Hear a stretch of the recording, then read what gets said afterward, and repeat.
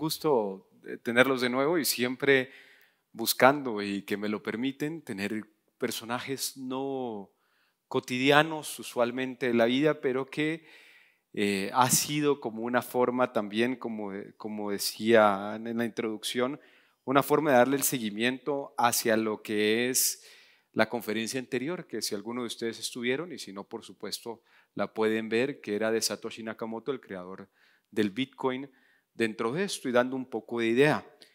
Y decir cómo es dentro de este marco que existe hoy ya personajes con una juventud impresionante que ya han cambiado cómo el mundo se ve, solo que no, en algunos lados no hemos permeado que esto ya está sucediendo y que ya es real.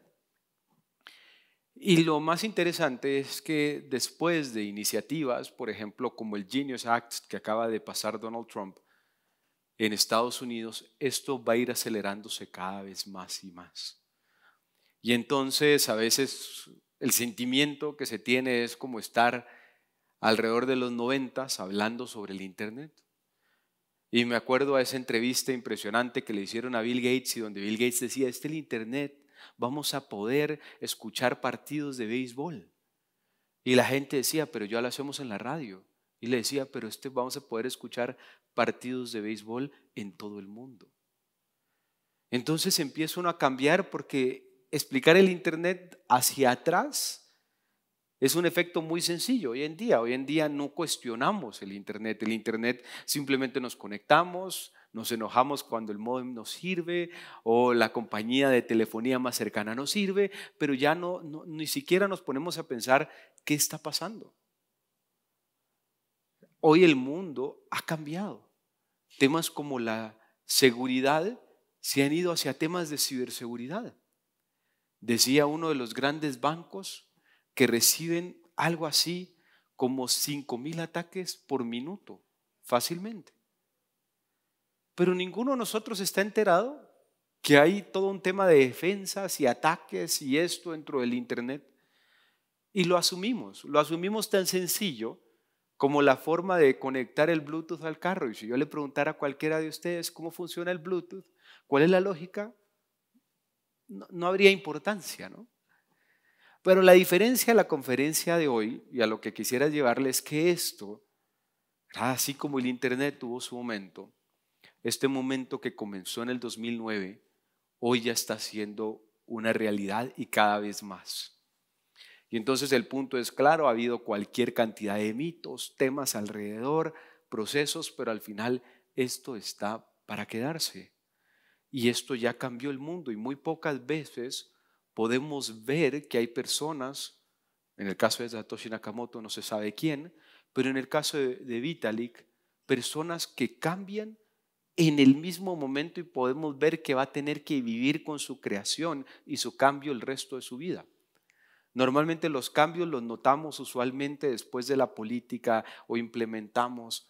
Muchas personas tal vez el valor de ciertos personajes se ve más allá, pero irnos hacia la idea importante y estando acá en este recinto lo hace más especial dar la conferencia anterior y esta, porque mucho de esto viene de un libro que se llama La desnacionalización del dinero. Ahí fue donde fue propuesto por primera vez. Por eso es que se dice que todo esto tiene principios libertarios. Porque sí, ¿qué pasaba si de repente los gobiernos deciden empezar a gastar exageradamente con una moneda que no está fundamentada por nada, que se le conoce hoy como la moneda fiat? ¿Y qué significa? Mucho tiempo el patrón oro desapareció. Richard Nixon en los 70 le puso la tapa al pomo de algo que venía moviéndose. Y entonces el dinero se empezó a respaldar con otro dinero. Y lo más lindo y preocupante es que la palabra fiat viene de fiat luce, hágase la luz. O sea, lo que nos está diciendo es hágase el dinero. ¿Sí? Y entonces dentro de esto, en el mismo contexto del 2009 y de la crisis financiera del 2009, se empieza a pensar, ¿y qué pasa si el gobierno empieza a agarrar la impresora y la deja sin parar? Y eso es lo que Nakamoto pone en el white paper y lo que se empieza a dar cuenta. Y eso les vengo a hablar de que lo que empezó Nakamoto lo siguió Buterin y luego van a ir muchas personas más dentro de esto. Pero eso es navegarlo. También los voy a llevar porque quiero que esto sea una cátedra, si me lo permiten, de aprendizaje también. Entonces voy a ir definiendo las cosas, como dirían aquellos libros que me encantaban antes, que lastimosamente ya no existen tanto, pero era como, ¿se acuerdan los libros para dummies, no? Y me encantaba porque te explicaba todo y no era que no, sino que entender las cosas de manera sencilla propone eso. Entonces los dos objetivos es que conozcan la vida de Vitalik Buterin, pero al mismo tiempo también conozcan lo que es este ecosistema, ¿sí? Y entonces llevarlos a través de esto. Entonces tal vez la primera parte es por qué un personaje como él es relevante hoy, sobre todo una persona sumamente joven. Y la primera parte que vemos es que hizo la segunda criptomoneda más importante del mundo. Entonces permítanme explicarles qué es una criptomoneda para que esto haga sentido dentro de esto. Si ustedes toman el sistema bancario tradicional, que así se le conoce, después de las criptomonedas, hoy se le conoce como el sistema bancario tradicional, pues para emitir una moneda, y ustedes pueden agarrar cualquier billete que tengan, tiene que tener ciertos sellos de seguridad y ciertos problemas. ¿Se recuerdan aquel gran debate que tuvo la moneda de 200 por el nivel de tinta y cómo la banca central tuvo que entrarlo y quitarlo? Sí, la moneda, y ya nos lo decía las lecturas que hemos tenido, que tiene que tener tres propiedades importantes: que sea divisible, que sea reconocida y que además se pueda usar y que sea segura, ¿sí? Entonces la cuarta se agrega como una adenda de que no sea falsificable, y lo hemos visto en aquella gran historia que cuentan varios libros de las personas que empezaron a hacer intercambio de cigarros, de cigarrillos en las prisiones, pero luego alguien se pone a falsificar los cigarrillos y entonces pierde valor la moneda. Entonces cuando hablamos de una criptomoneda, la palabra cripto tiene que ver con criptografía, ¿sí? Y la forma de criptografía es una forma de defensa para que la moneda no se pueda clonar. Porque a diferencia, bueno, si yo tengo un billete ahorita en el bolsillo, nadie puede llegar y hacer una copia legítima de mi billete. Pero en el caso de lo otro sí puede haber el tema de que alguien pueda copiar. ¿Y cómo lo hago? A través de cierta criptografía. Y entonces, la idea, por ejemplo, de Satoshi Nakamoto es que la moneda tenía que estar bajo una forma criptográfica que se llama el SHA o el SHA-156. 156 por el nivel de bits de información de la computadora, pero el tema es que esto fue creado por la Agencia de Inteligencia de Estados Unidos mucho tiempo, la NSA, para poder volver criptográfico ciertos mensajes. La forma en que funciona es que yo pongo algo de este lado, por ejemplo un mensaje, una parte, y luego del otro lado me sale con un tema de números, ¿sí? Y esto me da una llave para poder abrir, y entonces cuando yo necesito verlo de regreso, yo necesito una llave para volver a leer de regreso. Pero solo esa llave puedo tenerla yo. Y entonces es simplemente como la puerta de una casa, manera más sencilla. Ustedes tienen la llave y eso puede abrir. Lo que sucede es que es dinero que está como la mayoría. Solo de alguna vez ustedes dirían, no, esto yo nunca he usado el dinero electrónico. Pues el 80% del dinero que existe hoy es electrónico, ¿sí? Y cada vez va menos. Y estoy seguro que les pasa que si son de generaciones y ven generaciones más jóvenes, nunca llevamos efectivo, ¿sí? Y me incluyo, yo nunca llevo efectivo. Y eso ha llevado a que realmente nunca, ¿verdad? Ya después de ver el cheque, y ahora ni siquiera es el cheque, ahí te va la transferencia. Son un número de datos y te dice que sí y uno lo recibe del otro lado. Pero claro, en medio tienes un banco y el banco está haciendo todo el esfuerzo para validar la transacción y decir, Mauricio tiene acá este dinero, se lo pasó a Jocelyn, Jocelyn tiene una cuenta, entonces lo recibe y viceversa. Y están haciendo toda esa verificación. Pero la idea que sale de la nacionalización del dinero y de las criptografías es, ¿qué pasa si quitamos el banco? ¿Quién valida? ¿Sí? Y ese fue el gran tema interesante que se da. Y entonces la forma de validar es que tal si no valida solo una persona, sino que validan varias entidades, le vamos a llamar así.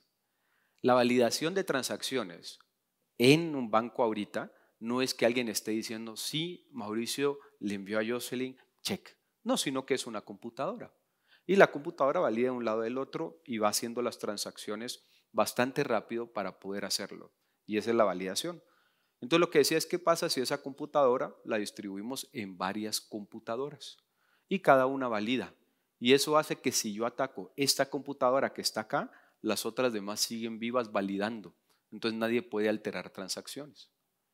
Y es ahí donde se nace descentralización. Agarro el banco, lo atomizo y creo una cantidad de computadoras que están compartiendo y registrando la información de que Mauricio le envió a Jocelyn tal parte de dinero. Y entonces estas computadoras reciben el nombre de nodos. Y entonces el punto es, cada computadora es un nodo. Y les voy a ir explicando un poco dentro de esto, pero por eso es que se dice que esto es descentralizado. Significa no hay una entidad grande que esté legitimando esto, sino que se legitima dentro de esta parte de las computadoras. ¿Sí? Y entonces por eso es que cuando ustedes ven que es la parte, dice justamente un Internet descentralizado con mayor tema para usuarios. ¿Por qué? Porque lo que pasa es que si hoy el Internet está metido en ciertas computadoras, y cuando le digo de servidores, ya nos estamos imaginando incluso esas torres de computadoras y de servidores, hoy ya ni siquiera es eso. La mayoría de servidores, ¿verdad?, están en el Internet y probablemente están distribuidos estos servidores, pero servicios como Amazon hacen que uno pueda usar los servidores desde el Internet y entonces también cambiar un poco esa parte donde se guarda la información. Pero entonces el punto importante es qué pasaría si el Internet, en lugar de estar consolidado a uno, todo fuera validado para afuera, sobre todo en un momento donde hay retos de información, donde hay qué pasa si el día de mañana, y ha sido una de las discusiones profundas de ChatGPT, qué pasa si el día de mañana ChatGPT diría, y les voy a poner algo risorio para no entrar en temas políticos, pero diría que los hot dogs son la comida más nutritiva. Y no importa qué le pregunte, me diría, siempre es un hot dog. ¿Qué es la preocupación de la inteligencia artificial? ¿Qué pasa si solo se casa con una respuesta y esa respuesta es la idea legítima de la verdad? Entonces, el Internet se ha vuelto durante mucho tiempo la parte legítima de la verdad. Es más, si yo voy pagando, yo puedo ir apareciendo dentro de la búsqueda de Internet en diferentes lados y puedo ir manipulando lo que es la información. Y entonces dicen, eso es lo mismo, porque lo mismo estaba pasando en las monedas. Y les voy a dar los casos del último artículo académico que estoy por presentar que tiene que ver con eso. Imagínense el gobierno de Zimbabue. El gobierno de Zimbabue llega y a través de esto decide, voy a imprimir toda la cantidad de dinero y vuelve pobre a la gente en cuestión de meses. ¿Y cómo se vuelve pobre? Porque el dinero ya no valía nada. Y entonces $1 trillón zimbabuenses, 5 trillones de dólares y empezó y no vale nada. Lo mismo pasó en Argentina. Lo mismo pasó en Nigeria. Y entonces empieza a preocuparse si el ente central o Venezuela se vuelve loco de poder y empieza a usar el dinero como ellos desean. Y entonces, ¿quién lo puede detener? Y ese es el temor que tenía Hayek. Y entiende uno, por supuesto, leyendo la biografía de Hayek, por qué ese temor. Pero estaba muy antes a su tiempo. Nunca vio qué pasó en la pandemia. En la pandemia fue carte blanche a todo, ¿no? O sea, lo que hay que comprar, hay que pagar medicinas, usted póngale, acá no hay problemas. Claro, ¿a costa de qué? A costa de que mi moneda nacional siempre se empieza a valer cada vez menos y menos y menos, entonces yo necesite más dinero para poder comprar lo que necesito. Pero la diferencia es que mi salario no me va a dar más dinero. Entonces yo tengo que pensar en eso. Entonces esa es toda la idea de la descentralización, para que ustedes lo tengan como una idea que empieza de esto. Y por eso, de nuevo, se reafirma como una idea libertaria, porque ¿qué pasa si esta ente se voltea? Porque como está centralizado y está tomando todas las decisiones, ¿qué pasa si el día de mañana dice, no, esto no es? Y entonces, a través de eso, se discute temas como qué pasa si el Internet es más libre, descentralizado, no dominado por una persona o un grupo. ¿Qué pasa si los servicios financieros son descentralizados? ¿Qué pasa si de repente, por ejemplo, yo tengo $5,000 y alguien tiene una necesidad de $5,000 y yo no tengo que depositarlos al banco en una cuenta de ahorro y luego el banco decide si se los presta? ¿Qué pasa si yo llego con la persona y le digo, mira, te presto 5,000 al 5%. Y la otra persona dice, Mauricio, te lo acepto. Y creamos un contrato. Ya les voy a hablar de lo que hace Ethereum diferente, que es un contrato inteligente. Y creamos un contrato y ya no hay nadie que nos pueda detener. O sea, se imaginan que de alguna manera eso, ¿no?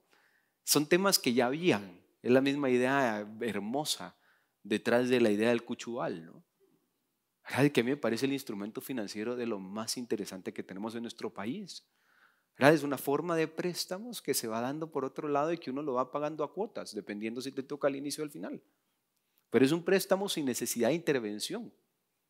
Y eso es lo que busca este tipo de tecnología.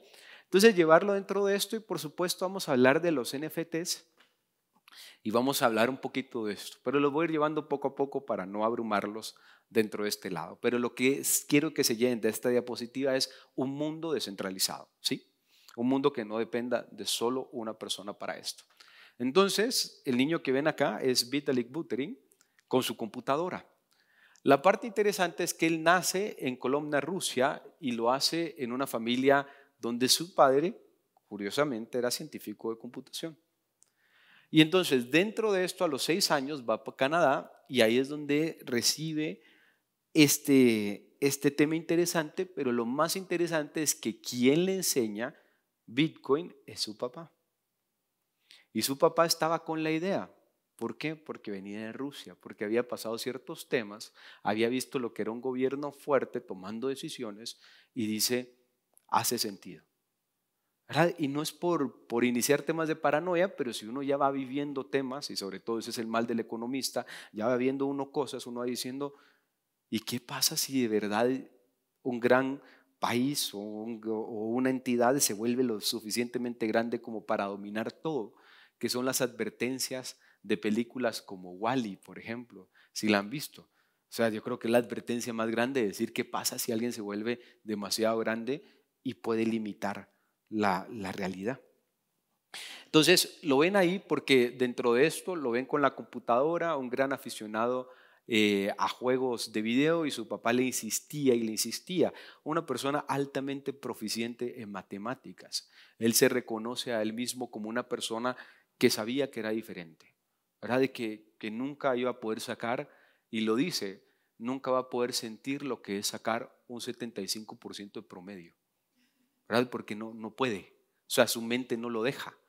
Y entonces uno empieza a entender lo que es justamente un niño prodigioso dentro de esto. Y entonces lo que hace es que, por supuesto, empieza a esta parte a mostrar que es un superdotado, y ahí lo tienen ya de adulto en camisa verde, un superdotado en la parte matemática, y empieza a darse cuenta, también de que su papá, más o menos a los 16 años, empieza a decirle, el Bitcoin es importante, él no lo atrae, y le dice, tal vez te gustaría la matemática del Bitcoin. ¿Verdad? Y la matemática del Bitcoin, ¿a qué se refiere?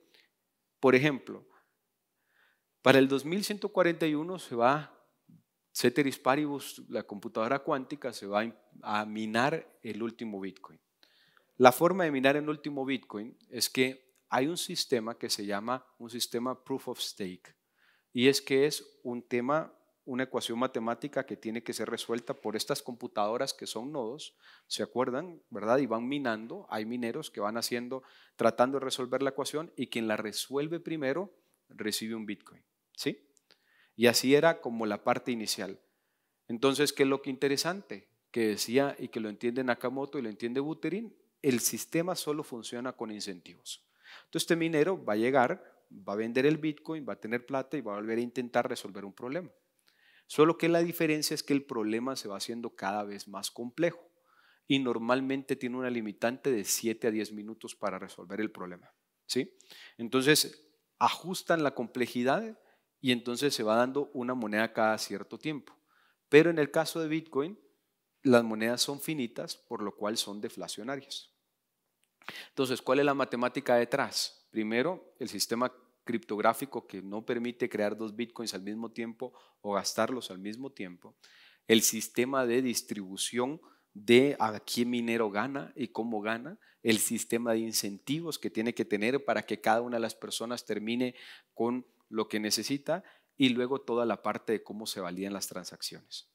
Entonces ustedes se pueden imaginar una persona que le encanta tratando de resolver todos esos problemas y con un papá que fanático de las computadoras también viéndolo, y entonces con un lenguaje de programación empieza justamente él a trabajar dentro de esto y a decirlo. Y se empieza a meter y empieza a meter cómo es que se puede resolver, porque además el Bitcoin tiene un tema que es lo más interesante, que resuelve el problema bizantino, que es qué pasa si todos atacan al mismo tiempo y quieren desarmarlo, que es un problema matemático, lo logra resolver. Y lo que les digo es el avance en tecnología, en matemática del 2009 respecto a esto es impresionante, porque es no solo matemática que es útil. Y eso lo que lleva, por supuesto, es a la parte de entender la cooperación sin autoridades. Y entonces lo que les decía es a los 17 años, que es cuando su papá empieza a hacer, se tira de cabeza ante esto y lo que dice es voy a hacer una revista. ¿Pero por qué hace una revista? Porque él quería conseguir Bitcoin. Él quería conseguir Bitcoin, él decía, esto es la moneda del futuro, y entonces empezaba a escribir artículos, y empezaba a escribir blogs, y ponía su billetera, y ponía esto, y explicaba. Y de repente se dio cuenta dentro de esto que además de los blogs ponía posts ahí en el internet para que le pagaran, y dijo, ¿y qué tal si con otra persona hacemos la revista de Bitcoin Magazine? ¿Para qué? Para difundir justamente el esfuerzo. Y esto es lo que les digo, es que el Bitcoin comienza en el 2009, pero también el 2017 es bastante desconocido y al hecho todavía hoy sigue siendo desconocido. Entonces imagínense, en el 2017 todo era un tema, entonces era un tema de cómo hago conciencia de que esta moneda existe, esta moneda descentralizada, que no puede ser alterable por nadie y que no puede ser suspendida por nadie. O sea, nadie la puede evitar. Y entonces la parte de que sea inevitable es bonito, porque el tema es, entonces nadie puede llegar y congelarme mis fondos. ¿Sí? Esa es la parte, porque además yo soy mi propio banco. Entonces déjenme explicarles cómo es que uno es su propio banco, porque al final lo bonito sería que invitarlos a unirse a este mundo si es que no están. Y entonces la forma interesante es que, ok, yo tengo, ¿verdad?, el Bitcoin y quiero comprarlo. ¿Y qué hago? Hay dos tipos de billetera y pónganse en su aplicación de banco más sencilla. Entonces, hay billeteras calientes que son conectadas al internet y billeteras frías que solo se conectan para una transacción, ¿sí?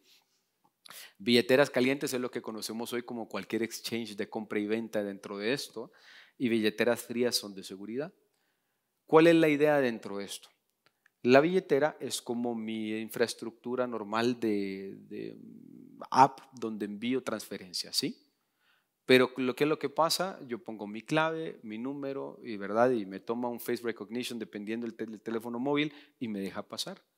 Y entonces, ¿qué pasa si yo quiero ir a solicitar los fondos o sacarlos? Yo voy a una agencia y en la agencia me presento y digo, yo soy Mauricio, acá está mi DPI, check. Pero ¿qué hago cuando el sistema es descentralizado? No hay agencias.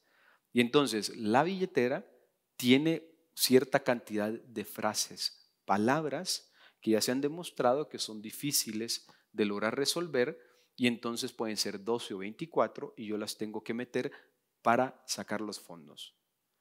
Y esa es la parte interesante de que toda billetera tiene frases. Como no puedo depender del banco, ni de la seguridad, ni del policía que está en la entrada, entonces yo lo que hago es tener esa cantidad de frases, las guardo, y lo primero que te dicen es que las tienes que poner en papel. Y entonces ya empieza uno a entender de que las personas que están en cripto saben cosas que tal vez uno asume que no sabe. Se dice, jamás le tomes foto, jamás esto en papel, tenerla en un lugar diferente a donde está tu billetera, ¿verdad? Y entonces empieza con eso. Y entonces las hot wallets, ¿verdad?, o las billeteras que están en internet, son billeteras que al final son de alguien más, pero ahí depositamos nuestro dinero y confiamos en la entidad que tiene depositado el dinero de que va a cumplir, y las frías sí son nuestras y ahí está el dinero y ese dinero no se mueve. Entonces es bueno hacer esa diferencia, porque dentro de esto la parte es, claro, la mayoría de personas utilizan la billetera en caliente, que es como que el banco estuviera abierto todo el tiempo, y la billetera en fría es como que fuera el Fort Knox ahí metido en otro lado, solo que yo lo llevo para todo. Y entonces lo interesante de esto es cómo, ¿verdad?, ser uno su propio banco, que por eso la mayoría de gente dice solo todo esto que estás pagando una prima, ¿verdad? Y que estás pagando toda la infraestructura, resulta que ahora es un tipo USB y eso es lo que usas para comprar y vender y hacer transferencias. ¿Verdad? Pero en el tiempo de Buterin eso no existía tan desarrollado, es decir, desde ahí, desde cómo minar, desde esto, eran otros temas. Hoy es mucho más fácil, hoy incluso hay tarjetas de crédito ya con esto, o sea, es mucho más sencillo, pero en ese momento no lo era.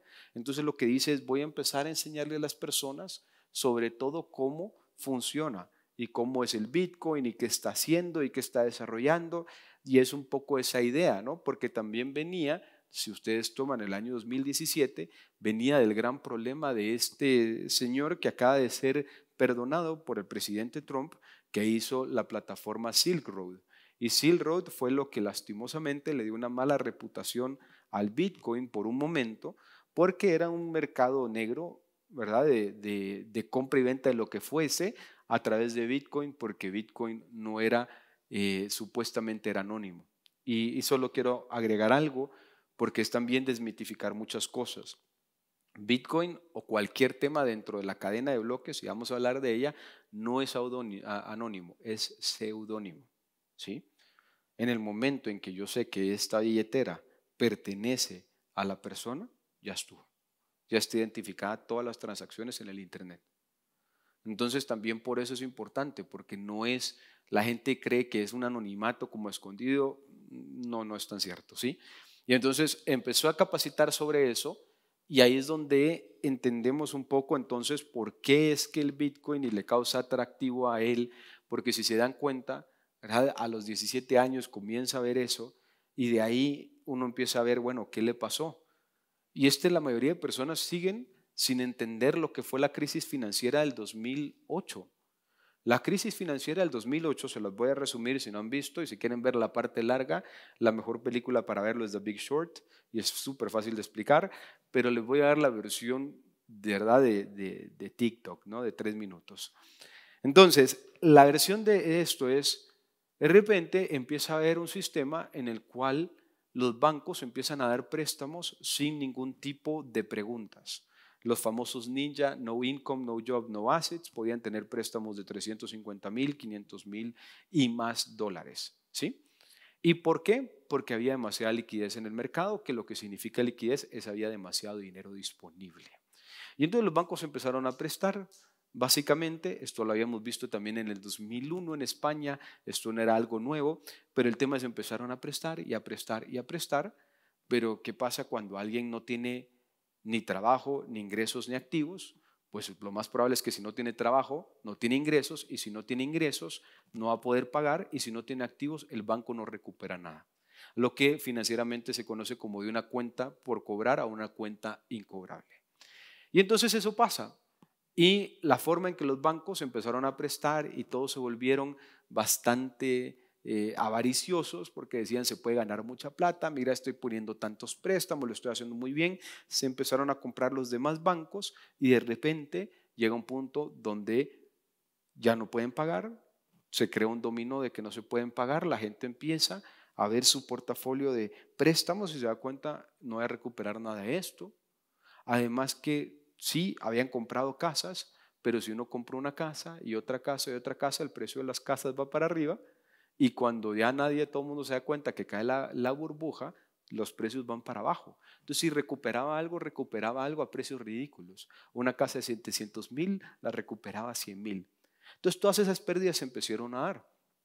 Y entonces el presidente Obama, dentro de su tema, dijo, perfecto, se sentaron con todos, and it was too big to fail, decían ellos, demasiado grande para quebrar, salvemos al sistema financiero de sus irresponsabilidades. Entonces ni siquiera, ¿verdad?, les pegaron así en la mano y les dijeron que no, sino solo esto, vamos a llenar de un montón de documentos que lo llamaron compliance y lo salvaron.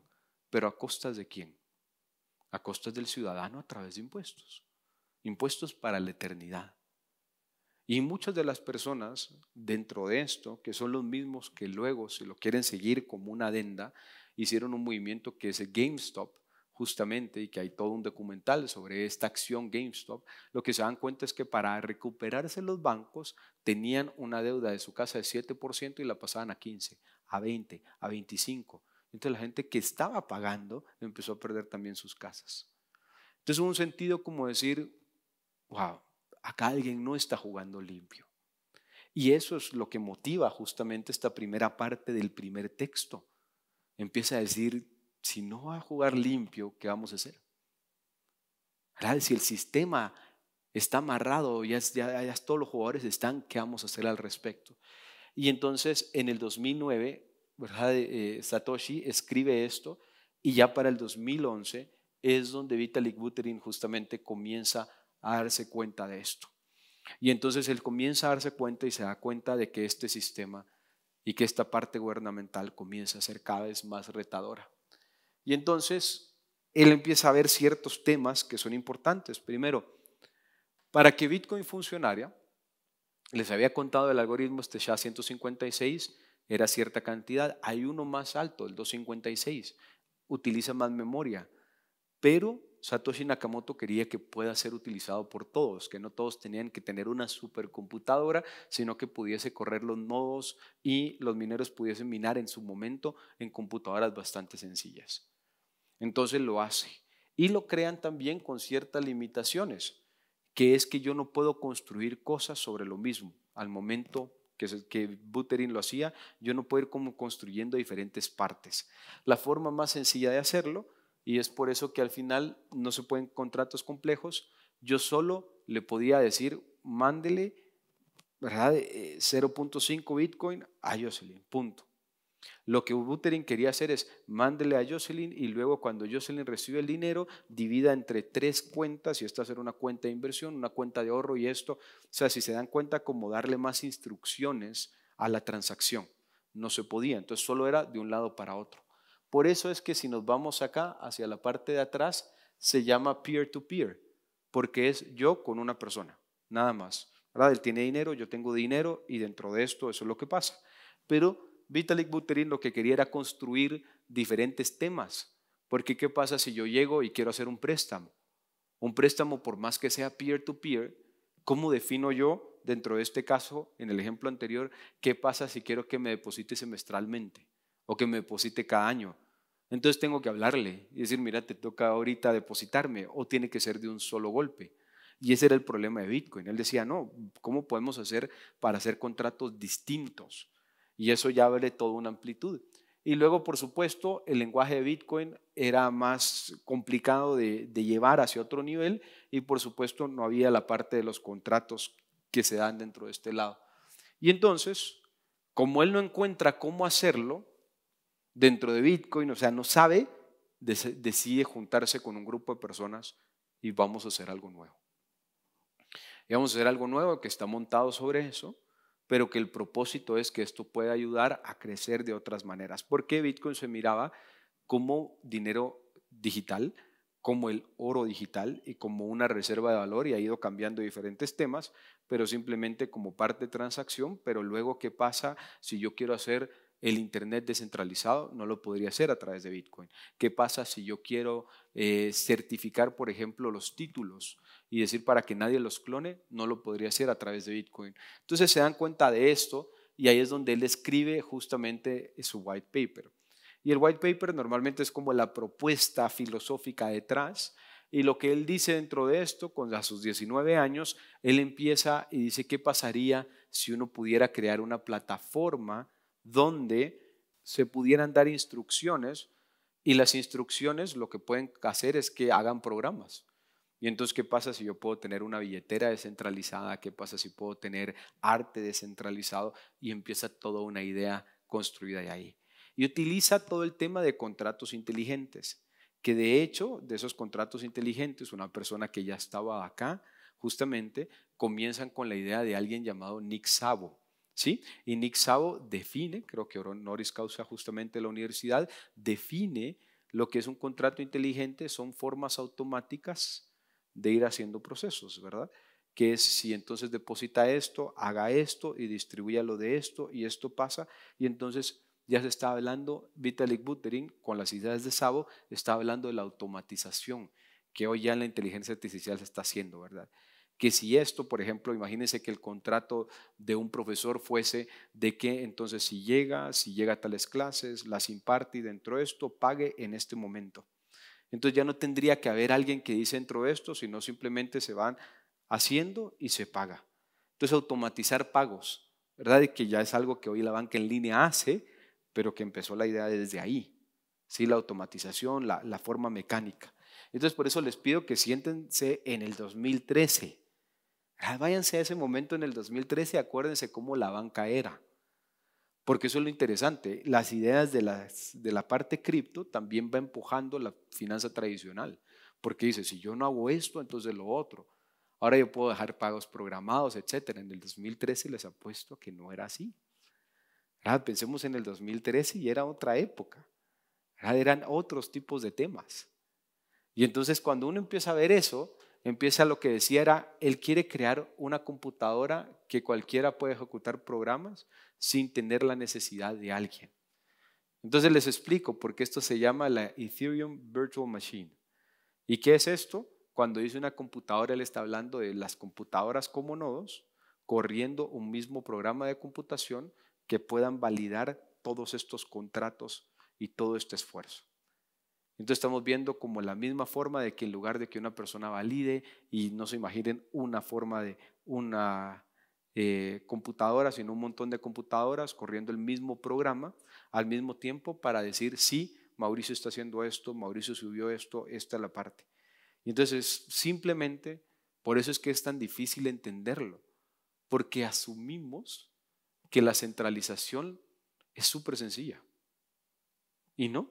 La verdad es que la centralización solo no lo vemos. Nunca vemos el esfuerzo que hacen todos los bancos por resguardar nuestro dinero 24/7. O sea, nunca vemos todo lo que se invierte, ni el proceso, ni la cantidad de personas. A veces ni nos damos cuenta porque es que hay tanta gente trabajando en la banca. Y nos damos cuenta que es intensiva en términos de labor. Pero entonces si yo quiero hacer lo mismo separado, tengo que utilizar en lugar de personas, computadoras que sigan validando esto y que todo sea automático. Y entonces es así de sencillo. Pero piensen, la forma más sencilla ahora de pensar en un contrato inteligente, piensen que ustedes tienen en sus casas de esas luces tecnológicas y le dicen a las 7, te prendes, ¿no? Es un contrato inteligente. Era lo mismo, rega el jardín a las 7. Y entonces el contrato inteligente diría, sí, no ha llovido en todo el día. Entonces se dan cuenta como la diferencia de lo que se puede hacer. Ahora piénsenlo en dinero. Y entonces él empieza dentro de esto que lo que le preocupaba es que hubiese censura y hubiese fraude. Y entonces, ¿por qué? Pues había casos, están los casos de Rusia, China, ¿verdad? Varias partes de censura, Argentina, que en algún momento se acuerdan, antes de Milei, el tema era, no, habían 6 tipos de cambio, no les dejaban sacar cierta cantidad de dólares, lo mismo pasó en Nigeria, lo mismo pasó en Zimbabue. O sea, las ideas dentro de esto es qué pasa si el día de mañana el gobierno quiere cerrar todo, pues a mí no me preocupa porque yo tengo criptomonedas, entonces a mí no me pueden cerrar, ¿sí? Esa es un poco la idea que decía Buterin. Y entonces dentro de este caso se une con un grupo de personas y ahí las puede ver, forma un equipo que curiosamente después van a ir haciendo impacto. Y eso es lo interesante también, o sea, no es solo que está cambiando la idea de la tecnología, sino que al mismo tiempo está cambiando las personas con las que trabaja. Y estas personas, este grupo, por ejemplo, de Gavin Wood, que es quien crea Solidity, que es el lenguaje en el cual se escribe Ethereum, y luego está Joseph Lubin, que le ayuda muchísimo, que hace una empresa que se llama Consys, una de las empresas más grandes hoy sobre estos temas en el mundo, en ese momento no lo era, y Charles Hoskinson, quien hace otra moneda que curiosamente se le considera de cierta manera como una forma de competencia de esta, ¿sí?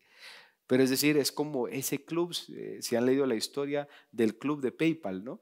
Que todos llegaron a ser multimillonarios, ¿verdad? Incluido Peter Thiel, Elon Musk, etcétera.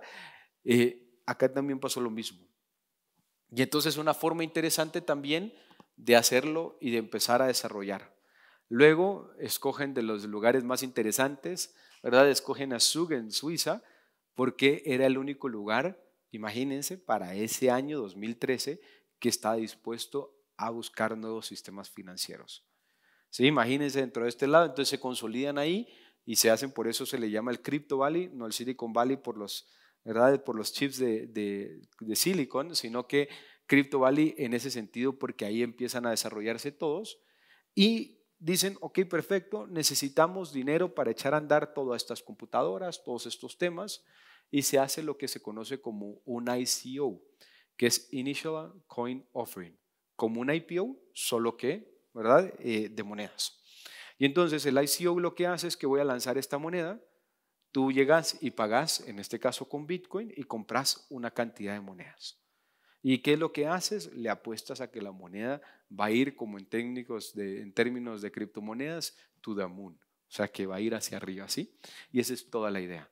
Pero muchos de los inversores iniciales en esta coin offering que recaudaron 31,000 bitcoins, ¿no? Ya imagínense la conversión, ¿no? Pero eso era todo lo que tenían que justamente usar para invertir y la gente creía en esto, creía que lo que había construido Sakamoto hoy tenía que pasar al siguiente nivel para crear un ecosistema de Bitcoin, para no solo quedarnos con una moneda que fuera reserva de valor, sino empezar a vivir con esto. Y entonces se lo estoy poniendo por en antesala porque vamos a ver todo lo que se puede construir y todo lo que se está construyendo hoy de este lado.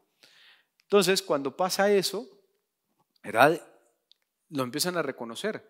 De hecho, Vitalik Buterin deja el colegio, deja la universidad y Peter Thiel le da su grant que lo ayuda justamente a investigar mucho más. Luego de ahí está incluido hoy por hoy, ¿verdad? En la lista de Forbes de 30 menos 30. Y después de esta parte empezó a hacer investigaciones, filantrópico. La otra parte es que ha escrito, si les puedo recomendar, su último libro es impresionante. Tiene un capítulo sobre el señoreaje del dinero que en todo lo que yo he leído en mi vida nunca había escuchado algo tan fácil de explicar. Y entonces vale la pena, escribe con una capacidad de sencillez, pero de elementos tan complejos y también dentro de esto ha hecho todo un esfuerzo, además de que vive con una mochila. O sea, lo pueden ver, él vive de una mochila nada más, ¿verdad? Y entonces se va a todo lado y se queda con gente y esto, y ahí lo pueden, en sus posts dice cómo llegar, qué lleva en su mochila de hiking, por decirlo así, y así va alrededor del mundo, ¿verdad? Y es un poco la idea también de esto, porque no era un sentido de vamos a ser multimillonarios y a hacer esto, era un sentido más de cambiar el mundo, ¿no? Por eso es que Satoshi Nakamoto de repente desaparece y dicen, pero si esta persona, la billetera que tiene él, que todo el mundo la monitorea, hoy ya es de miles de millones de dólares y no ha movido nada, ¿verdad? Entonces, como que esta idea está de simplemente saber que el sistema tiene que romperse de alguna manera y es ahí donde mantiene justamente, y ahí lo pueden ver, si lo buscan, van a encontrar que siempre va de eso, o que usa camisas con unicornios y gatos con arcoíris, y dentro de esto, o sea, tiene como un sentido de moda medio ecléctico, pero es parte de eso, ¿no? Y entonces, ya con esto, hacer diferenciaciones, ¿no? Porque vamos a entender ahora con todo lo que él fue creando, ok, en qué mundo estamos viviendo hoy y vamos a vivir gracias a lo que él hizo y un grupo de personas, por supuesto, pero en específico él. Entonces vamos a ver la diferencia entre Ethereum, que fue la creación de él, y entre Bitcoin, que es la creación de Nakamoto, y cómo vamos a diferenciarlo para que tengamos una idea del impacto de lo que es y de lo que se viene, ¿no? Porque acá estamos como en grandes partes. Entonces vamos a centrarnos en esta parte de la izquierda y es lo que dice, uno fue creado en el 2015, ya en el 2019 después del white paper y el esfuerzo, Ethereum, uno es fundador anónimo, Satoshi Nakamoto, y el otro sí es conocido. Y ahí empieza la diferencia. Todo el mundo dice que Satoshi Nakamoto hizo lo correcto siendo esto. Es impresionante el nivel de reacciones que ha tenido que manejar Buterin por estar proporcionando otro tipo de esfuerzos dentro de esto. En el caso de Satoshi Nakamoto, mucho se dice que el anonimato viene a que hubiera sido muy complejo que la gente lo adoptara o probablemente hubiera sido como ese complejo de la perfección. Entonces, en el momento en que él hubiera hablado o ella o el grupo de gente hubieran hablado y hecho errores, comienza dentro de esto. Van a ver en el mismo tema que acá, por ejemplo, en el sistema en un momento de Ethereum es hackeado y toda la gente se le va a Buterin y le dice qué vas a hacer. Claro, él lo termina resolviendo y termina resolviendo todo el proceso, pero había quien apuntarle los dedos, ¿no? Pero como él dice, la verdad es que yo no siento la presión como las otras personas. Cuando hay un problema, lo resuelvo, ¿verdad? Una persona muy fría en ese sentido. Luego, dentro de esto, el Bitcoin como reserva de valor digital y moneda transaccional. En el otro, Buterin lo que quiere es hacer aplicaciones. Él está construyendo el Internet para hacer todo lo que se puede en un Internet descentralizado y lo sigue construyendo al día de hoy. Por supuesto, acá es programación limitada, es decir, puedo programar cierta forma, y luego está la avanzada, que es Turing completa. Y es lo mismo, por ejemplo, lo que les puedo decir es, las computadoras o los celulares son Turing completos, es decir, puedo hacer grandes cosas dentro del celular. Entonces, comparen su celular con una calculadora, ¿sí? Y no es en términos peyorativos, sino es la calculadora solo puede sumar, restar, multiplicar, dividir y hacer eso, y está limitada a ese mundo. Su teléfono móvil puede ser lo que ustedes quieran. Esa es la gran diferencia entre conceptualizar uno y conceptualizar otro. Uno estaba como encuadrado en que tenía que hacer esto, y el otro sí que puede ir haciendo muchas cosas que vamos a ir desarrollando. Luego, por supuesto, el tiempo de bloque que les decía, entre 7 y 10 minutos, que puede salir un bloque. Y entonces voy a entrar ahorita a explicar qué es la cadena de bloques, o lo que se conoce como blockchain, que de hecho blockchain no fue una palabra que apareció en ninguno de los papers al inicio. Fue luego alguien escribió y dijo, esto es como un blockchain. Imagínense la forma más sencilla, un Excel. Y un Excel donde están las transacciones de un lado. Y entonces guardan ese archivo, ¿sí? Y ponemos Excel número 1. Luego el Excel número 2. Pero el Excel número 2 tiene pedazos del Excel número 1. Imagínense que agarra las últimas 5 líneas, las pone acá y pone otras transacciones. Excel número 2 tiene partes del Excel número 1. Excel número 3 tiene partes del Excel número 2 y el Excel número 1. Entonces, ¿cuál es la idea de la cadena en bloque? Que si yo trato de clonar el Excel número 50, tendría que alterar el Excel número 1. Y eso es lo que lo hace inmutable. Yo no puedo ir botando estos temas. Ahora, ¿cómo lo vemos? Es un libro de diario, ¿se acuerdan? Debe y haber las transacciones digital. Así de sencillo es. Entonces se van poniendo las transacciones y se imprime, por decirlo así, el Excel, y eso es un bloque. Y luego van las transacciones otra vez y se saca otro bloque. Y entonces la parte interesante, lo único que está haciendo es simplemente registrando en esta cadena, y luego por supuesto después lo podemos ver proyectado cómo se mira esto, pero está proyectando las transacciones y lo van a ver, entró, salió, y entonces es simplemente eso. O sea, no es nada fuera de este mundo, es lo que Luca Pacioli hizo hace varios cientos de años, ¿no? Pero simplemente ahora se llevó al internet y todo el mundo lo puede ver. Por eso es que para ser centralizado significa que nadie resguarda la información. Significa que sí, la billetera, si no saben que es tuya, es anonimato, pero las transacciones ahí están.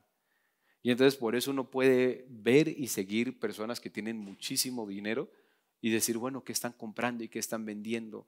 Y uno lo puede ver. No se sabe quién es, pero lo puede ver. Y por eso el bloques mucho más rápidos, porque necesita información más ágil. Imagínense una búsqueda de internet. Ahora no puedo esperar 10 minutos para que todas las búsquedas que se hacen van dentro de esto. Y aún así, vamos a ver que se quedó limitado. Ya vamos a ver cómo se soluciona. Acá justamente estamos los 21 millones, que es lo fijo, y lo que les decía es desde 2141, y luego está que Buterin ha decidido no limitarlo. ¿Por qué? Porque como es internet, no sabe hasta dónde va a llegar. Entonces no tiene limitación, y como la gente está haciendo diferentes temas, no puede limitarlo. Y luego acá los mecanismos, el proof of work, que es resolver esos problemas complejos, y luego Buterin dijo, el sistema era muy caro. Era muy caro como para hacer un montón de transacciones. Era lo que todos nos quejábamos cuando empezó Ethereum. Nos quejábamos de que mandar una transacción de repente era, si uno quería mandar $100, dependiendo la cantidad de gente que estaba usando la blockchain Ethereum, ¿verdad? O sea, que estaba metiendo datos en la blockchain, de repente tenías que pagar $50 sobre los 100.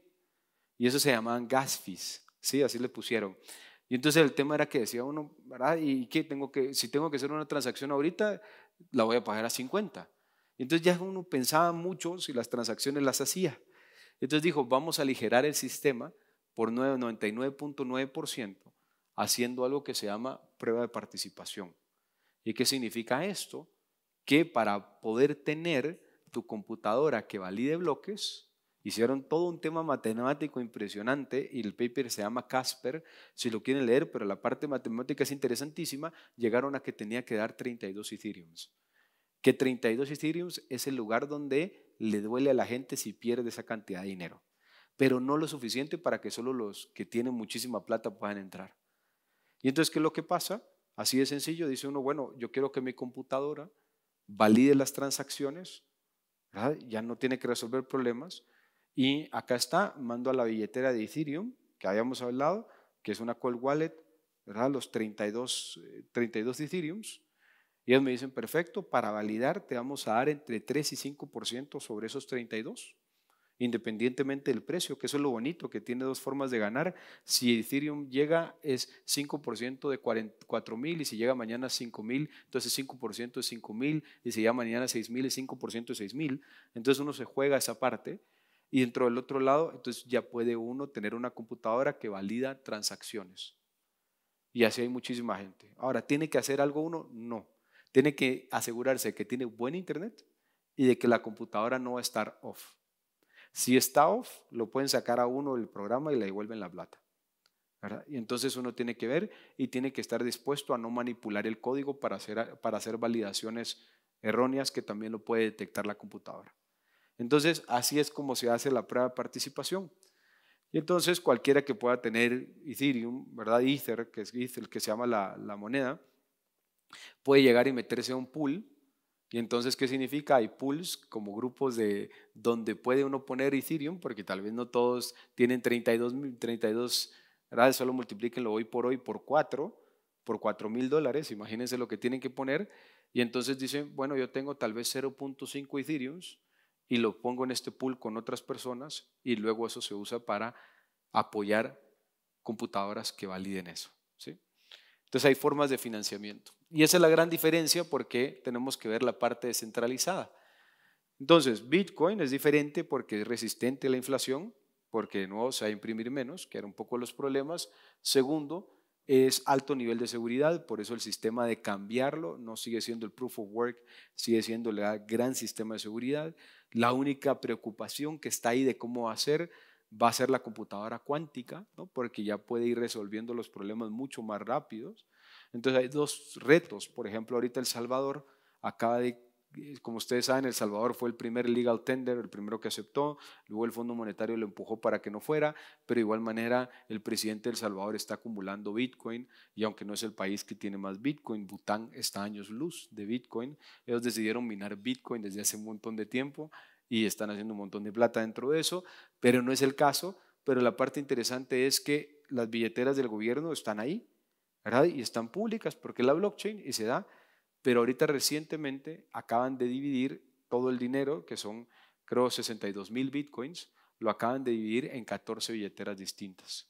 ¿Por qué? Porque el miedo es qué pasa si la computadora cuántica puede, ¿verdad?, afectar de alguna manera el SHA, entonces simplemente dividirlo, pero para eso falta bastante. Simplemente Google acaba de anunciar un par de chips, anteriormente lo había hecho Microsoft, entonces el punto es hacia dónde va, ahí es donde está un poco el tema de qué se va a hacer, pero si algo nos ha demostrado todo el tema de criptomonedas es que siempre estas personas van a la vanguardia y están pensando siempre en eso, porque obviamente ya es una industria muy, muy rentable. Y obviamente dentro de esta parte, ¿qué es lo que uno puede hacer con Bitcoin? Por supuesto, está la parte de hacer temas como invertir, como hacer transacciones, comprar, vender, dentro de esta parte. Enviar remesas, que es uno de los grandes temas hoy en día, porque imagínense enviarle dinero a alguien, enviarle a un proveedor en China. Y entonces dentro de esto como que hay muchas cosas que se pueden hacer como una moneda dentro de este lado. Ahora, si nos pasamos hacia Ethereum, ¿verdad? Ethereum lo que dice es justamente hacer este sistema descentralizado, donde lo primero es qué pasa si hay aplicaciones financieras. Y entonces es fácil ir a pedir un préstamo ahí para comprar un carro. Solo hay que saber cómo hacerlo, es diferente porque no es tan sencillo como ir a la agencia y que alguien te explique, pero ya existe eso. Y esto es lo que se llama finanzas descentralizadas. Puedo tener seguros, puedo asegurar mi casa con, ¿verdad?, de criptomonedas, puedo hacer esto. Lo segundo es NFTs. que ustedes vieron. Tal vez la parte interesante es que los NFTs eran dibujos dentro de esto y que se vendían, pero no era solo eso. La gente se quedó y dijo, no hombre, fue un tema que la gente perdió muchísimo dinero. Sí perdieron, por supuesto. Hay gente que ganó mucho, como todo en la economía, no todos pierden y todos ganan. Pero lo que les quiero decir es que abrió un espacio para que ustedes puedan tener, por ejemplo, ¿qué pasa si el día de mañana queremos ir a un concierto y no queremos que el concierto lo compren los que compran boletos para venderlos afuera del estadio? Entonces, a través de un sistema como este, lo que podemos hacer es emitir el ticket para el concierto y que no sea intercambiable. Y yo puedo ver que no esté intercambiado. Entonces, ven la diferencia de eso, y eso es lo que es un NFT. Si yo valido el título de la universidad con un NFT, eso no puede ser cambiado, ¿verdad? Y Buterin escribe en su momento que pueden existir algo que se llaman soulbound tokens, que son tokens que nunca van a poder ser alterados en su vida. Entonces yo ya sé. Entonces imagínense lo que está pasando porque MIT ya saca, ¿verdad?, sus certificados de esa manera. Pero imagínense lo que va a hacer el futuro, donde decir, ya nadie va a poder decir, mira, yo me gradué de tal universidad porque acá están todos los NFT, todos los títulos y los pueden ver ahí. Y ya no va a tener uno que enviar, simplemente le dice, mira, acá está en la parte de blockchain. Entonces dice uno, perfecto. Todo para el tema de propiedad intelectual, esto abre todo un espectro interesante. Y entonces lo que pasa es que primero empezó con el arte y la gente decía, sí, pero estos son solo dibujos. Sí, pero imagínense documentos. Imagínense documentos importantes, imagínense lo que van a hacer las constituciones dentro de 150 años. ¿Verdad? Como sabemos que no es alterable. Miren lo que está haciendo la inteligencia artificial hoy. Esta es la respuesta. O sea, si uno está y dice, bueno, perfecto, entonces vas a meterlo y certificarlo en la parte de blockchain de que ese video, ¿verdad?, del gato sosteniendo un tornado, ¿verdad?, es hecho con inteligencia artificial, lo vas a poder demostrar. Pero por eso es que es como la forma de control, y eso es bien interesante para ver las cosas correctas. Luego los DAOs, que son organizaciones autónomas. Imagínense que ustedes pudieran tener un congreso donde uno puede ver inmediatamente cómo se vota, dónde se vota, de qué se vota, y es parte centralizada y uno puede ver los votos automáticamente sin ningún problema. Puede ver los votos de todo. Entonces hay organizaciones que ya se rigen por DAO. ¿Verdad? Deberíamos tener un 15% de nuestras utilidades para reinversión, pum, se envía el voto y queda ahí registrado. No es, ay, me equivoqué, apaché el botón equivocado. Nada que ver, o sea, son formas interesantes para gobernanza por código. ¿Verdad? Entonces, perfecto, y entonces, ¿qué es lo que se hace? Se pone el contrato inteligente, si llegamos a la meta de vender tanto, el 15% se distribuye para tal y tal y tal cosa. O sea, esto va a ser el futuro del pago de dividendos de las empresas. Va a ser automático. Si esto pasa, páguele dividendos a los accionistas. Si no pasa, de una vez. Entonces, imagínense todo ese poder que se va. Obviamente la identidad digital, que es la que ya hay países como Estonia que lo tienen, ¿verdad?, dentro de este lado, y es que el DPI sea digital. ¿Cuántas veces sería bonito tener en el celular dentro de esto, dentro de una aplicación, el DPI, decir, mire, este es mi DPI? Pero el gran problema es cómo sé yo que con la tecnología de hoy, ¿verdad?, y con lo que acaba de anunciar Adobe para temas de edición, que no lo hice con eso. ¿Cómo sé que sí es mi documento? Y los pasaportes irán hacia lo mismo, las visas irán hacia lo mismo, y entonces veremos una forma de comprobación dentro de esto también. Y tokenización de activos, que esa es interesantísima, porque ¿qué pasa si yo no tengo $100,000 para invertir en un apartamento, pero tengo 100? Entonces, ¿qué es lo que pasa? Puedo dividir en pedacitos de $100 un apartamento de $100,000, ofrecerlo, no tengo que ir a conocer a la gente quién es, sino que simplemente la gente lo puede comprar y puede comprar varios pedazos de esos $100 y yo lo único que voy es pagándole de regreso. Entonces se pueden dividir las partes financieras de todo sentido. ¿Verdad? Imagínense, tokenizar, no sé, una obra de arte, tokenizar una película de cine y decir uno la próxima vez que uno esté viendo, decir, ¡ala, qué increíble! Yo fui parte de eso. Pero ya no es un crowdfunding, porque si la película es como esas de Marvel, como Endgame, que hace 700, 800 mil millones de dólares, entonces vayamos a estar hablando de billones, y entonces uno dice, qué bonito que el 4% es mío. Entonces yo puedo invertir en cosas que antes no podía invertir, que solo un gran estudio de producción con 200 millones de dólares puede invertir. O sea, se dan cuenta lo que esto abre para la democratización de las oportunidades, que esa es la parte interesante. Entonces uno pudiera llegar y decir, ya no es crowdfunding, porque en crowdfunding yo estoy apoyando a la persona y muchas veces dentro de esto no estoy recibiendo el dinero. Acá puedo partir la parte del dinero y proyectos. O pensar que voy a ampliar una parte de una universidad y la voy a tokenizar porque hay bastantes alumnos que quieren y dicen buenísimo. O unirme a proyectos como ese. Y entonces ahí es donde empezamos a ver estas aplicaciones. Y entonces miremos la diferencia de un caso y el otro para que ustedes entiendan la diferencia de lo que hizo Buterin. Por ejemplo, en esta transferencia, ¿verdad? Ana quiere enviarle 0.1 bitcoins a Carlos y usa su billetera que hayamos hablado para la transacción. Los mineros van a verificar con las computadoras que hayamos visto y Carlos recibe los fondos. Entonces, una transferencia exitosa, que dependiendo de esto puede tomar desde 5 segundos a 5 minutos. O sea, no es como las ACHs de que tengo que esperar al mediodía, ¿verdad? Y acá estamos hablando que Carlos y Ana puede estar uno en Timbuktu y el otro puede estar en el puerto San José. O sea, no hay un tema, no es, ¿verdad?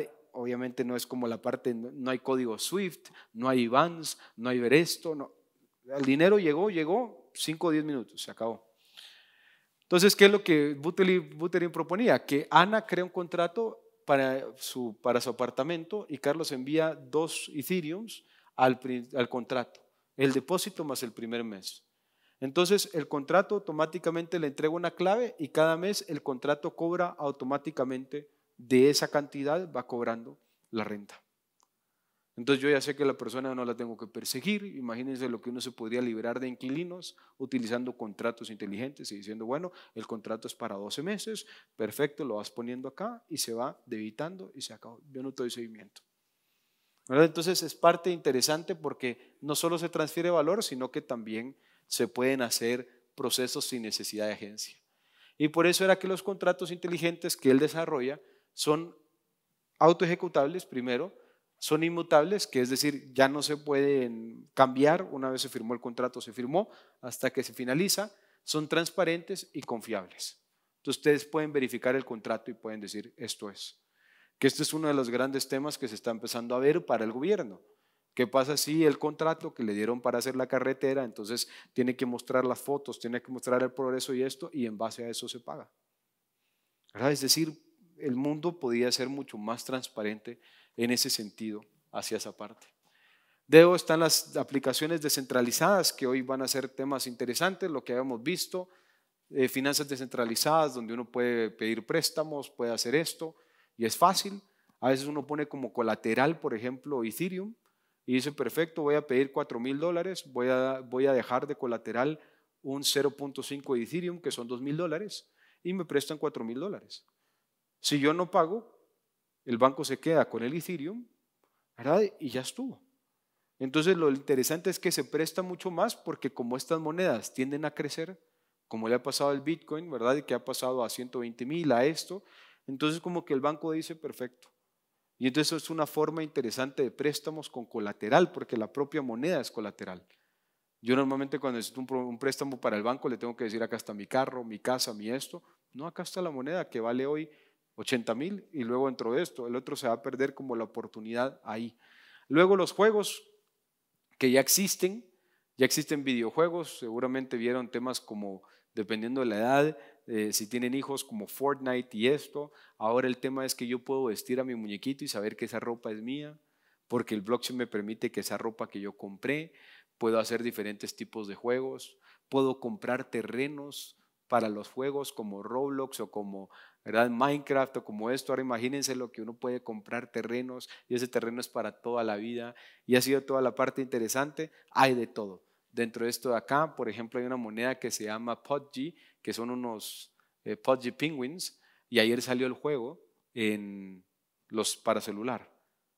El juego más descargado de ayer y de hoy. Es impresionante. Y empezó como una moneda de criptomoneda. Y entonces a todo el mundo le gustó como la idea y ahora está, y entonces tema interesante de ver. Y luego, por supuesto, toda la parte de arte, donde estamos, que es la capacidad de crear arte dentro de esto. Imagínense crear propiedad intelectual sobre un anuncio, y eso es toda la parte del nuevo tema del arte. Y que uno diría, sí, no está pintado dentro de esto, pero de nuevo hay diferentes formas. uno de los temas, y lo vamos a ver acá dentro de esto, uno de los temas de artistas que se llama Beeple vendió en Christie's un NFT a 69 millones de dólares. ¿Sí? Y lo pueden ver, ¿qué fue lo que hizo? Se tomó una foto durante 5,000 días.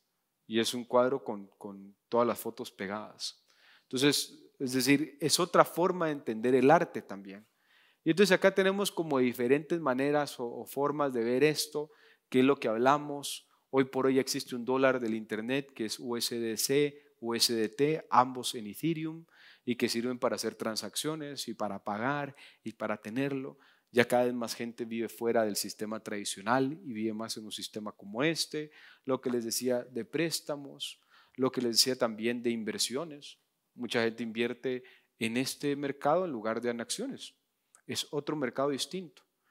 Pero es tan así que BlackRock, ¿verdad? De JP Morgan, se lanzaron ETFs, o sea, fondos de inversión basados en Ethereum recientemente. Hay fondos de inversión en Bitcoin. ¿Para quién? Para que quienes no entienden esto se sumen. Pero ya la banca tradicional se está dando cuenta que esto va y va con muchísima fuerza, ¿sí? Y esto es el gran cambio dentro de esto. Entonces, por ejemplo, ya llega hasta el punto de que el valor bloqueado, por ejemplo, que es como el encaje bancario de estos temas, ya está llegando, en el 2020 llegó a 100,000 millones de dólares. O sea, es impresionante. Y vamos a ver un poco de estadísticas dentro de esto. Que en los NFTs, por supuesto, acá está el de Beeple, que son 5,000 días y justamente 69 millones de dólares lo logró vender, y ahí está dentro de esto. También están los proyectos coleccionables. Si alguno de ustedes, a mí me encantaba de pequeño coleccionar tarjetas de basquetbolistas y de futbolistas, ¿no? Bueno, hoy se hace ahí.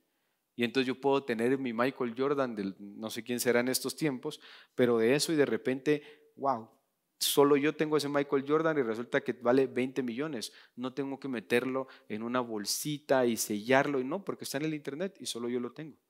Y eso puede dar dentro de esto, si son colecciones. Hay colecciones también como Bored Ape Yacht, que es también para entrar a clubes. Hoy por hoy pueden tener la tarjeta como un NFT, y ustedes pueden tener la tarjeta para entrar a ciertos lugares. Se están haciendo ya temas que el NFT te puede abrir la puerta a tu casa. O sea, son formas y son maneras sencillas. Las billeteras de Apple que tiene probablemente se va a volver eventualmente en una billetera de NFTs. O sea, lo único es que yo sé que lo mío va a ser mío. Nadie va a llegar y va a poderme robar mi tarjeta de entrada a la casa, sino que está el NFT, y simplemente, como el tema se puede desactivar igual porque está en el internet, no depende de mi celular. Entonces yo puedo decir, bueno, desactive esto, pero ya en Japón se pueden abrir con NFTs puertas, y dentro de esto, por supuesto, hay todo un tema, lo que les hablaba de títulos, etcétera. Y luego en gaming, que también hay varios temas que están siendo hoy. Los DAOs que les había dicho, la facilidad de votaciones que se pueden dar hoy. Lo que se hace es que al final se puede ver todo lo que se hace. Y por ejemplo, hay un lugar en Wyoming, que Wyoming está como con cierta independencia, y hay varios que puede comprar uno su título de propiedad en Wyoming a través de un NFT, y cada cierto tiempo votar y decir, bueno, gracias a las contribuciones de todos tenemos tanto, ¿quiénes creen acá que deberíamos de hacer y poner agua en los siguientes 7 terrenos? ¡Pum! Todo el mundo vota, ¿verdad? Y entonces uno ve la parte interesante de tomas de decisiones. Esto cambiaría desde la asociación de vecinos hasta alcaldías, hasta congresos. Y los DAOs ya se usan bastante. Por ejemplo, en el grupo de Naciones Unidas sobre el tema de blockchain en el cual estoy, la mayoría de votaciones se hacen así. Hay bastantes personas alrededor del mundo y todos votamos. No hay ese problema de qué, ¿verdad?, dónde debería votarse. Entonces hay formas de gestionar esto y de ir haciendo pues diferentes temas. Para darle la idea, ¿verdad? 2015-2022 estábamos resolviendo problemas matemáticos. Luego en el 2022 se cambia lo que les decía, a los 32 para dar, y hoy por hoy se reduce la parte de energía, que es un poco también el tema, y la parte de uso. ¿Para qué? Para que sea más rápido y más transacciones y más facilidad. Y al final les voy a dar como un ejemplo para que esto quede más cimentado. Así que hoy que tenemos billeteras como que fuera una app de MetaMask, que hoy son 30 millones de usuarios y de dispositivos, y uno lo puede usar, facilísima de usar, de instalar, solo recuérdense de las palabras. Luego tenemos marketplace como OpenSea, donde podemos hacer nuestro propio arte, subir de todo. Hay canciones, películas, hay todo se puede subir ahí y es genial. Y luego el protocolo DeFi, que es toda la parte de préstamos, fondos, etcétera, que también podemos ahí, al igual que la parte de votación. Y entonces todo esto creado por un joven, ¿no? Creado por un joven en el cual va buscando todas estas partes de lo que es hoy y lo que es también una contraposición a la inteligencia artificial y a la veracidad de la inteligencia artificial, que es esto, a la capacidad también que van a llevar los sistemas de clonación. Ya hoy por hoy es todo un reto de quién va primero en la ciberseguridad, si va primero el que usa la inteligencia artificial positivamente y el otro que usa la inteligencia artificial negativamente. Y entonces uno está viendo esto y del otro lado está esto. Entonces no solo es también decirles que esto es una idea que yo creo que va a ayudarnos a navegar mejor la inteligencia artificial, y fue a través de la idea de 2 personas que han implementado esto hoy, y luego se van a ir sumando otros más, pero son personas que han ido cambiando pues la historia, ¿no? Tanto Satoshi Nakamoto en la primera conferencia como Buterin en la segunda, y que están construyendo el mundo en el cual ya vivimos muchos y en el cual la mayoría vamos a vivir. Para que tengan una idea, el mundo está así hoy.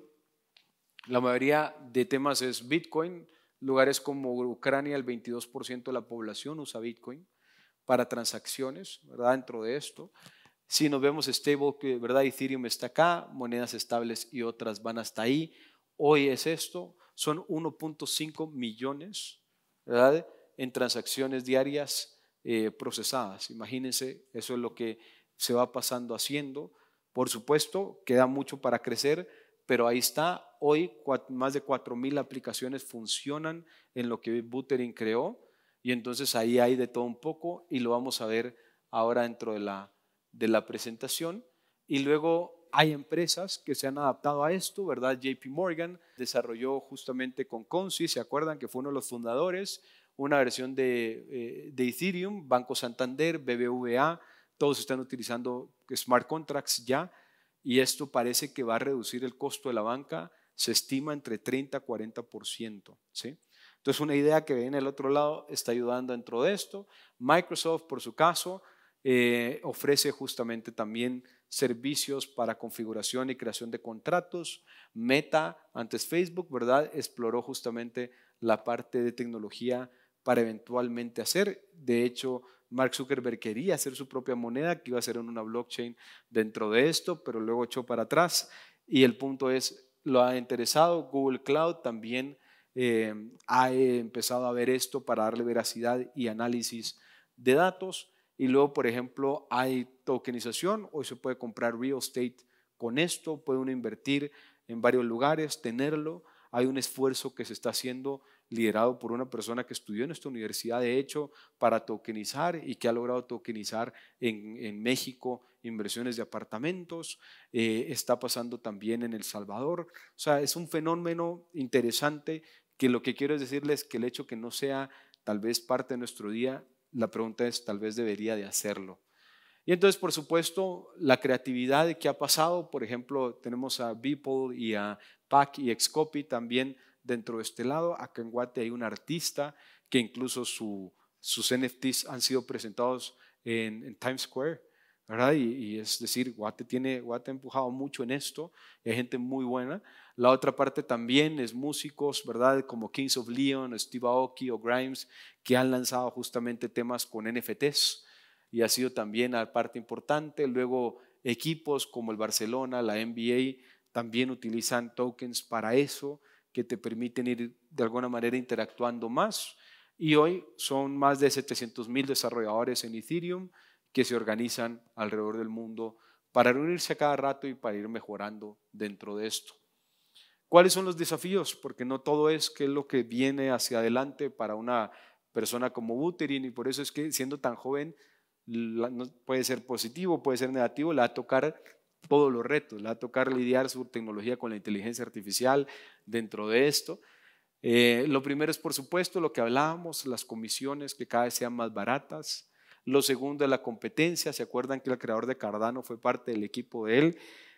Hoy hay competencia, siempre quieren innovar más rápido, más fácil, más y eso también va a pasar. Y obviamente ahorita la parte más impresionante es que solo pueden hacer transferencias de 15 a 30 transacciones por segundos, mientras PayPal y Visa pueden hacer lo otro. Entonces todavía falta ese crecimiento, pero de nuevo les pongo a decir que esto está pasando desde el 2015. O sea, 10 años llevan haciendo eso, entonces hay que ponerlo en el cuadro de 10 años. La banca lleva haciendo esto desde 1950, que las primeras tarjetas de crédito empezaron a desarrollarse. Acá estamos hablando de 10 años. Si en 10 años han logrado esto, va a ser muy apasionante ver los siguientes 10 años. ¿Qué es lo que va a hacer Ethereum y qué ha propuesto ya no solo Buterin, sino un grupo? Primero, empezar a dividir los blockchains para que sean más rápidos. Y entonces, ¿verdad? Los Exceles, dividirlos en pedazos más pequeños, que se llama sharding, para hacer transacciones más rápidas. Segundo, lo que se llama un roll-up, que es básicamente empezar a tener mejor seguridad, esperando lo que va a pasar con la inteligencia artificial y la parte cuántica. Y tercero, lo que sería reducir significativamente cualquier tema y que sea cada vez más fácil que una persona pueda usar una billetera. Y créanme, de 5 años a hoy es muchísimo más sencillo usar una billetera. 5 años ha cambiado impresionante y va a seguir cambiando dentro de esto. Así que, ¿cómo pueden participar? Porque siempre también, aparte del proceso de decir, esta fue una gran creación, lo más interesante es que hoy pueden vivir dentro de esta parte. Muchos personajes históricos uno no puede vivir dentro de ello. Acá sí, y acá están los pasos, ¿verdad? Es decir, hay temas interesantes como crear una billetera y pueden meterse en YouTube y les puede decir, ahí se puede, y es sencillo. Cómo depositar, ahora ya se puede depositar de muchas maneras o con tarjeta de crédito comprar. Hay una página que me encanta, si algún día les interesa como programación, se llama CryptoZombies. Entonces a través de zombies le enseña a uno cómo hacer contratos inteligentes pasito a pasito. Muy interesante, se divierte uno un montón. Hay comunidades por todos lados, ¿verdad? Está la conferencia de Bitcoin que el próximo año es en Las Vegas. Están las conferencias de Ethereum. Hay comunidad de Ethereum y de Bitcoin acá en Guatemala y en todo lado donde vayan. Entonces también es interesante como unirse. Hay lugares donde se hacen todas las semanas, todos los meses cafés para hablar de esto. O sea, es una comunidad interesante y uno puede ir aprendiendo también. Y luego también se puede uno ir haciendo, construyendo simplemente dentro de esta parte que es una forma de involucrar. Entonces, Buterin termina con el futuro no está escrito, los construimos juntos en la blockchain. Y eso fue lo último que dijo, es lo que él ve como hacia adelante.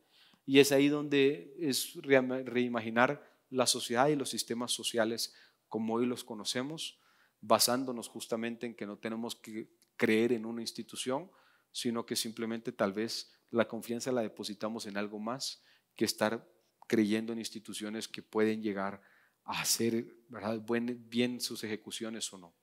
Y pues muchísimas gracias por estar hoy aquí. Gracias.